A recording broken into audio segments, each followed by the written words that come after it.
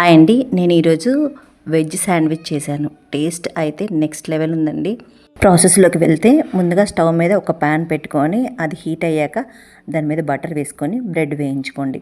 నార్మల్గా అందరూ milk bread తీసుకుంటారు, కానీ మా పాపకి బ్రౌన్ బ్రెడ్ అంటే ఇష్టం, అందుకే నేను బ్రౌన్ బ్రెడ్ తీసుకున్నాను.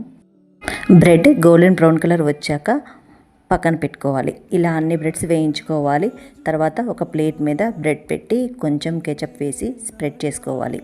తర్వాత కట్ చేసిన వెజిటబుల్స్ వేసుకోండి. వెజిటబుల్స్ అనేది మీ ఆప్షన్ అండి, మీకు ఏది కావాలనిపిస్తే అవి వేసుకోవచ్చు. టమాటో, క్యారెట్, మనకి ఆనియన్స్, ఇంకా ఏమైనా మీకు అవైలబుల్గా ఉన్న ఏమైనా వెజిటబుల్స్ వేసుకోవచ్చు.